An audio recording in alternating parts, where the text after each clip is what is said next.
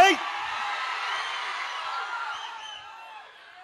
ఇప్పుడు మీ స్పీచ్ అంతా మాకు పక్కా రాయలసీమలో కావాలి. మచ్చానే ఎవరా మచ్చాస్? హాయ్ మచ్చీస్. చూసింటారు టీజర్లో బుల్రాజు పెద్ద ఫిగర్, బుల్రాజు పబ్లిక్ ఫిగర్, ఊరి ప్రెసిడెంటు, అండ్ సినిమా మొత్తం గోదావరి స్లాంగ్లో ఉంటుంది.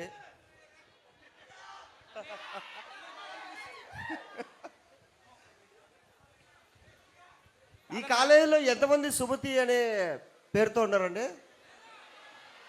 లేరు ఒక్కరు కూడా? ఏమయ్యా డైరెక్టర్, సుమతి అనే పేరుతో అమ్మాయిలే తక్కువ, నువ్వు ఎట్లా పెట్టావు ఆ పేరు? నేను యాక్చువల్గా ఈ రోజు ఒక ఆఫర్ ఇద్దాం అనుకున్నా, ఎవరు లేరు. సుమతి అనే పేరుతో ఏ అమ్మాయి ఉంటే ఆ ఫ్యామిలీ ఫ్రెండ్స్ అందరికి టికెట్లు ఇద్దాం అనుకున్నానండి నేను.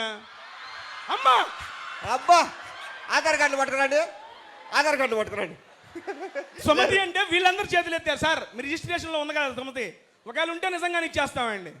సరే, అబ్బాయిలో సుమంత్ అని ఎవరైనా ఉన్నారా? ఒకడు, ఇద్దరు. సుమంతి అంటే వాడి పేరు. సుమంత్ అని ఎవడు పెట్టుకుంటారా? సుమంత్ ఉన్నారు. ఓకే, సుమంత్ ఉన్న వాళ్ళకంతా మా సైడ్ నుంచి టికెట్లు మాట్లాడతాం.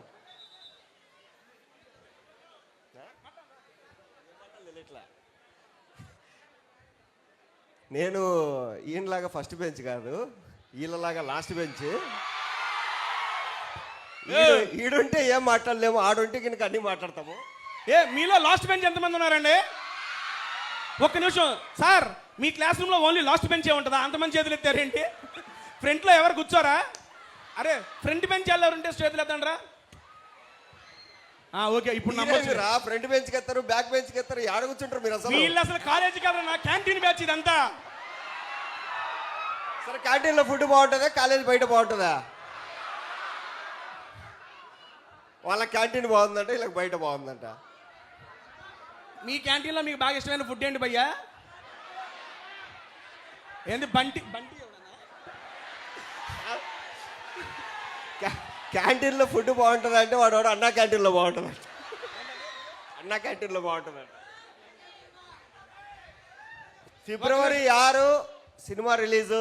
సో మీ అందరూ క్షమించాలా, మాకు కొంచెం ఎక్కువ షెడ్యూల్ ఉండి అటు ఇటు కొంచెం మిమ్మల్ని లేట్ చేసాం.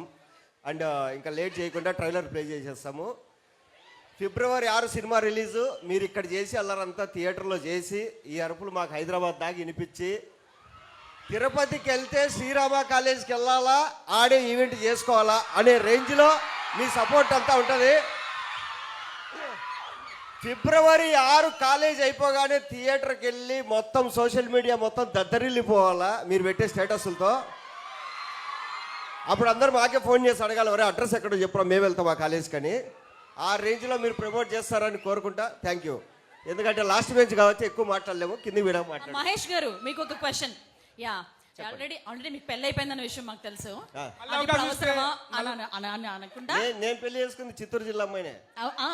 చూసారా?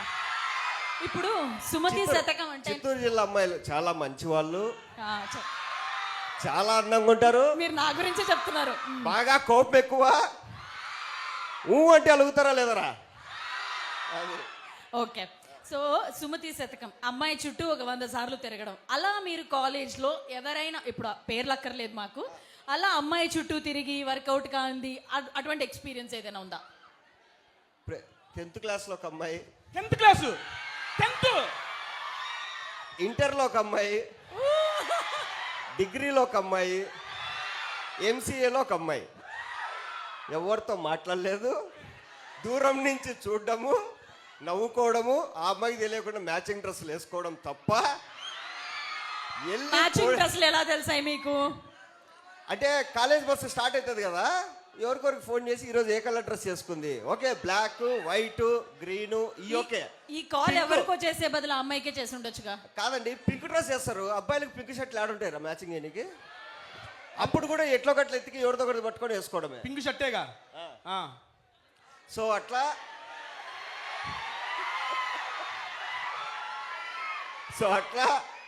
ప్రతిసారి ఏదో ఒక అమ్మాయికి లైన్ వేయడం అంటే ఆ అమ్మాయి ఎక్కడ ఉంటుంది, మేము ఎక్కడ ఉంటాం, హ్యాపీ న్యూ ఇయర్ అని చెప్పడము, పొరపాటున సిస్టర్ అంటదేమో అని చెప్పి పరిగెత్తడం, ఇది తప్ప లవ్వే లేదు. చేసింది ఒకటే ఒక అమ్మాయిని, ప్రపోజ్ చేసి ఆ అమ్మాయిని పెళ్లి చేసుకున్నారు. మీరు మీరు